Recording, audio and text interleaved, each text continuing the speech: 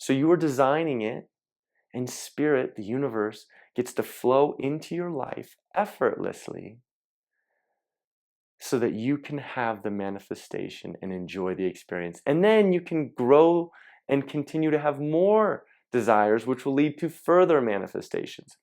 You are the co-creator. Hi, my friend. Welcome back to the channel.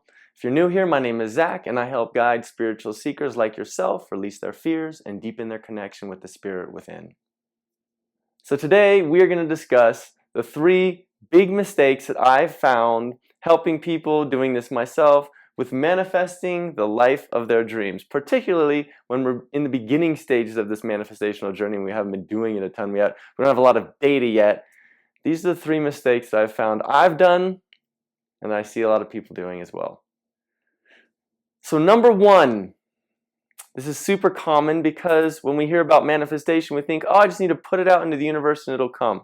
Absolutely. That is the main thing, right? You send your prayer out, you send your intention into the universe, and the divine spirit, the universe, is going to ensure that you get what you want. However, here's the problem. When you do that, you set that manifestation or that intention for the manifestation, you have to change your vibrational frequency to allow it in. And that's the first mistake I see, is setting a clear intention and not changing your vibration or not changing your emotional state. You continue on living the same way you were before and expect different results. Right? So this is the problem. This is our huge problem that a lot of us have. Oh, Odin's coming up. Oh, Odin decided to lay underneath my feet. But we decide we want something. We get clear with our intention. Let's say we want better health. I want better health. Right? I have been diagnosed with a medical condition, but I want my body to heal itself. So our natural state is one of well-being. Our body should be healing ourselves. So we say, I want to heal myself. And then we go through our day not changing anything about how we were living yesterday to get the different results for the better health. We're still angry, right? You're still holding yourself in that low vibration, right? Anger is low. Anger is way low. So if you're not aware of the thoughts that you're thinking, you're not paying attention to how you're living your life. The only way that you can allow these things in is to get yourself above an emotional state of contentment. Then you have contentment. That is the bottom level of the allowing state. This is the emotional guidance system. And then we have joy and love and gratitude at the very peak, right? So we have 1, 7, and we have 22 way down here at the emotional place. That's kind of backwards. But the only way that we can allow the desires we've set forth into the universe, into the ether, to be attracted to us, to allow them into our experience, is to get our emotional state, our vibrational state above contentment. So that's a huge mistake. We keep living the same life. I've asked, I know what I want. The universe has become that, has expanded, and now it wants to move into my life.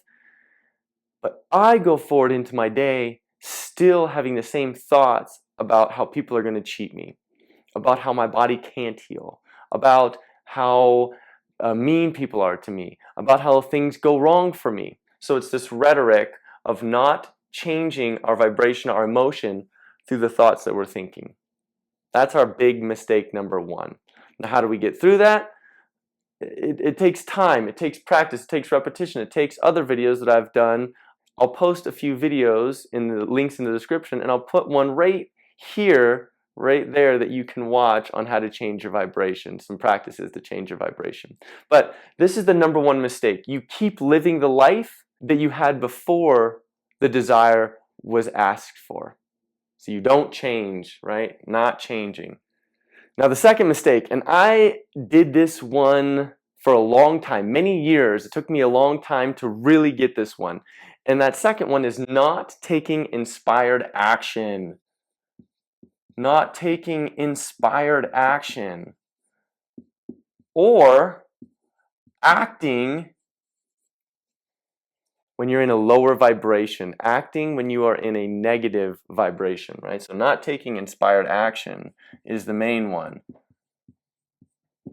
Or taking action in a negative state, in a negative emotion, which, when we act from a negative emotion, will lead to negative results, right? You can see that when you're feeling really unhappy, you are going to go through your life, your daily life, and you're going to get experiences with different people, circumstances, situations that show you how negative you're feeling. If you're feeling pessimistic, annoyed, frustrated, and then you take action thinking you're going to get to this manifestation, this desire through this negative action, there's not enough action in the world to overcome the negative emotion tied to it. You're just going to keep getting situations that remind you of how bad you're feeling.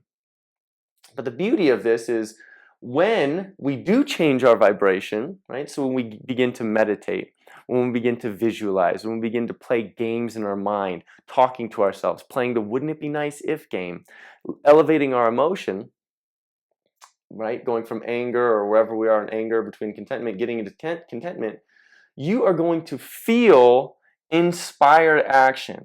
You're going to feel this little tiny push from within your gut. You're going to think of something and you're going to, and it's just going to feel like a little bit of more energy pushing you in that direction. That is inspired action. When you feel that, you have to act on it, right? You have to act on inspired action. You have to act on inspiration. The inspiration, inspirato, to breathe in. I just learned this from one of my friends and clients, and he said, in Latin, inspiratu, right, is to breathe, but it's not even you inhale, it's actually like a pushed breath, like it's forced in, right? So it's this breath from within, moving you forward. It's beautiful, right? So taking inspired action is incredibly important. I, in my experience, have to not disagree with Abraham at all, but I've not found that if I just sit in bliss all day, things arise. I always feel inspired action, and that's something that I didn't understand when I first started learning about the law of attraction. I had a hard time with that. I thought I could just meditate all day and everything would change for me. And I will say that everything did get better, particularly with my health, when I was able to meditate and relax and change my mind and my mental state and read and really take in all this information and put it into practice. That was inspired action. At that time, I was in a recovery state. So sometimes you will just need to sit and relax and enjoy.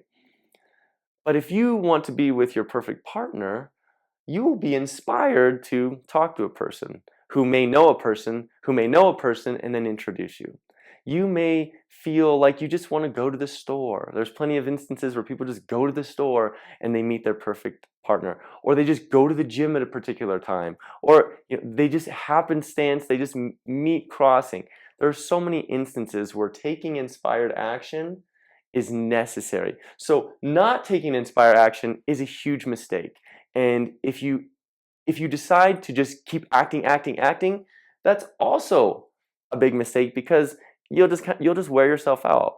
You could have spent 15 minutes meditating, and Abraham always says 15 minutes of meditation and stillness is like 16 hours of work and action. So if you just relax, allow your cork to naturally rise into this higher vibrational state, you will feel inspired to take action. And the third mistake, which I have fallen victim to many a time in my life, is thinking that you are the creator. Thinking, that you are the creator. That you, I'm getting ahead of myself, are the creator. And not realizing, I looks like creator, that it is spirit, it is the universe that does the work. The spirit within me does the work. Of myself I can do nothing. The spirit within me does the work. What you are designing it. So you've designed it, And now you have to allow the universe, spirit, to build it for you, right? The universe, spirit knows all of the potential outcomes, knows the quickest, fastest, most exact way to get you the desire that you are asking for, to bring it into your life, to manifest it for you. But you have to change your vibration, and then there will be moments when you need to take inspired action. But this one, I used to think I fell into the law of attraction and I loved it so much because I wanted to create my life. You're not the creator, you're the co-creator. You are working with spirit. You are co-creating.